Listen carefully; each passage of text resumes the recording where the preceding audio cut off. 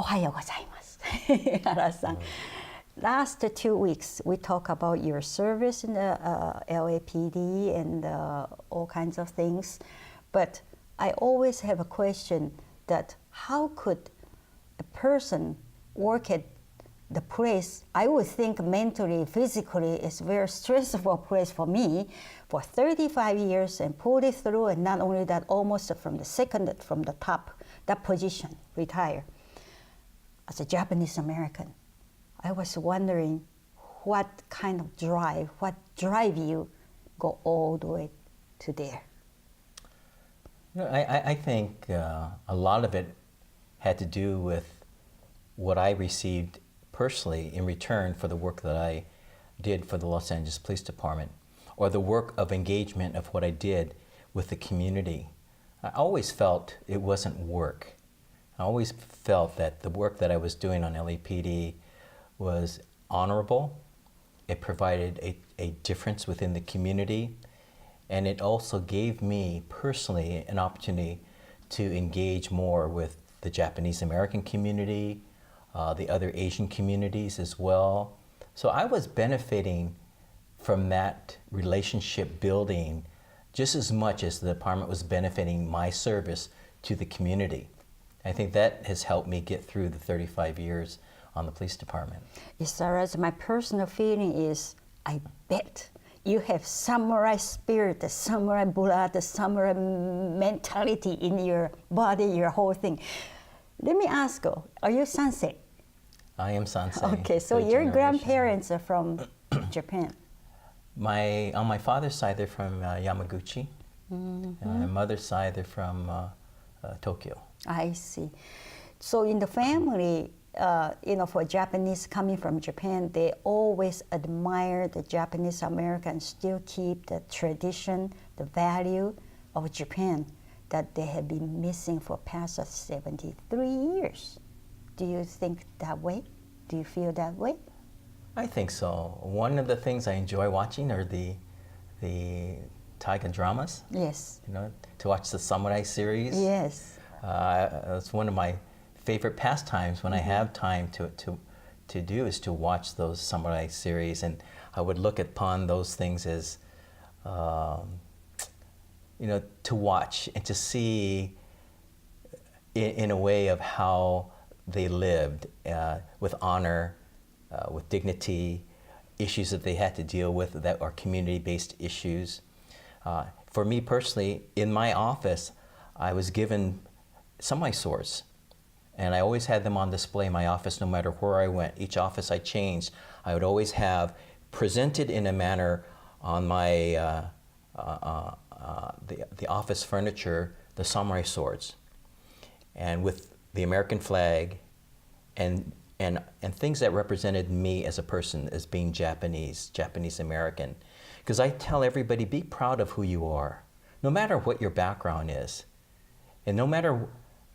Everybody has a family story.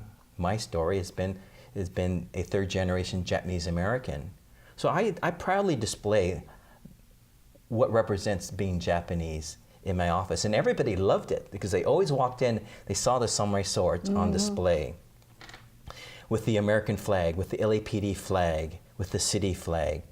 So I was all that, and to I think in many regards, my work with the community continues because of that engagement with the nonprofits and different organizations to help and volunteer others. For my family, my grandfather, my Oji-chan, who I didn't know because he passed away a year before before I was born, and I have a twin brother as well. But I was told, and we are from Terminal Island. For many Japanese Americans, when you say you're from Terminal Island, you're a Terminal Islander, they know that you're from a fishing village located in the San Pedro, Los Angeles area. And then there's a story behind that as well because of World War II. But my grandfather was very active in the community. My grandfather was a community leader where people went to him. He was a superintendent of the cannery, one of the companies that were there. But he was a go-to person for people who had problems or needed a job. And so when World War II broke out and everybody was taken away and put into camps throughout America, particularly individuals from the West Coast, he was taken to a location where we didn't know for several months where he was at, but in recent times we learned that period of time, we learned that he was at a particular detention center in the valley of the Los Angeles area. Must be very worrisome for your grandmother. I think it was that people just didn't know, and it was a time where people kind of just followed what the government ordered everybody to do, and everybody was trying to be obedient. Mm-hmm. But then I had other parts of our family that were served in World War II in the U.S. Army, the 442nd? 442nd. Really? The Regimental Combat Team. My goodness. In fact, my wife's uncle, there's a very famous pose of four soldiers, two carrying the flag, and one soldier at each side carrying the rifle. Mm-hmm. Well, the one person is my wife's uncle. Mm-hmm. And you know, those are just some of the history for my family of after World War II, but I'm also active then with the Go for Broke National Education Center on their board, because I think it's an important part of American history that others need to understand and know what happened with a lot of Americans during that period of time because of misunderstanding and how people looked and how the government interpreted laws and things of that nature. So there's still a lot to do to educate America. Mm-hmm.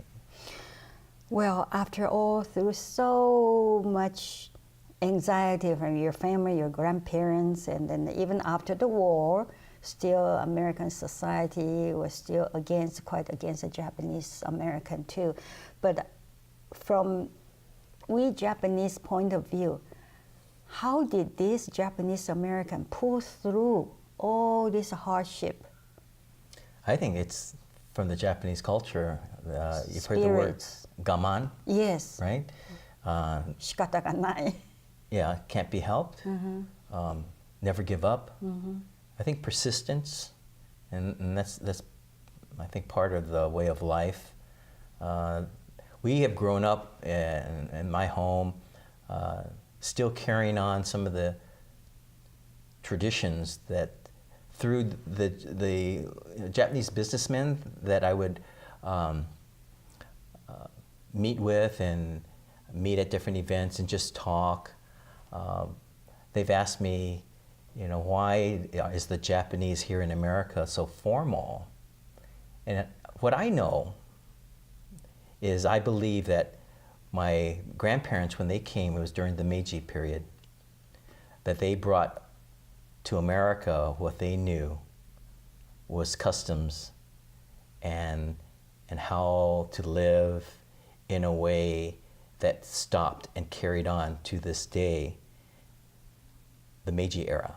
Yes. So you see a lot of things that we do, or things that we might say that might be, I'm told, to be more formal.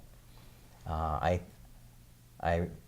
relate to the businessmen as time has stopped in America when the Japanese came to the United States for a better life, you know, for opportunities, but they brought what they only knew, and that was the Meiji era customs.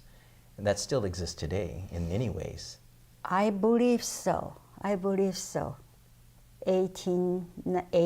1890s, the Japan exists still until today here in America. Hara-san, I just saw something underneath the table after commercial. Can you show me what that is? I'll be happy to. Thank you. Hara-san, before commercial, you were saying that in your office always has a sword there, and an American flag, and LAPD's flag, and all things, but there's a sword there. And I'm pretty sure all your colleagues walk into your office and say, wow, just like that. And the sword is Japanese samurai spirits. That's their spirits all in that sword. And I'm so happy and I'm so glad that your third generation still carry that family tradition. I'm so proud of you. And now I just happen to see, can I take a look at what that is underneath the table? Yeah, sure. This is something that is very dear to me and honored to receive. Back in the fall of 2015, the government of Japan awarded me the Kunsho Award. Yes. It was the Order of the Rising Sun with gold rays and rosette. And it was... Can I see inside? Yeah, there we go, here. Wow, look at this. And I would wear it on special occasions. They also have a replica rosette pin that I can put on my lapel if I'm at various functions. And usually I will wear that that pin when I attend events with the Council General at Los Angeles. Yes. On that. But yeah, this is very, very special. The three, looks like leaves, it's the government mon. Yes. That's on here. Yes. And there's various levels of the Order of the Rising Sun. Yes. Yes. So in this particular instance, I was awarded this particular one, and very honored to be recognized by the government. It was for promoting the U.S. Japanese Americans as well as relations with Japan. Are there many Japanese Americans have ever received this kind of award? Yes, there have been several Japanese Americans that have received the award at different levels, and I don't know how far it dates back, but somebody kind of made a comment when I received it that because you're so young in age. That's right. When usually people receive usually it's your 89, 70 so something. I just kind of smile and am Well, just it's very not young honored. and old. It's what you what your achievement, what you accomplish. Yeah, and I think all that was the consideration of why the government and and the royal or the emperor awarded such an award to somebody like myself. So very honored. Very honorable things. I'm so happy for you. Yeah, thank you. Yes. So when we go back to samurai, I always like to see people still having the samurai spirit. And if you ask me, what's a samurai spirit?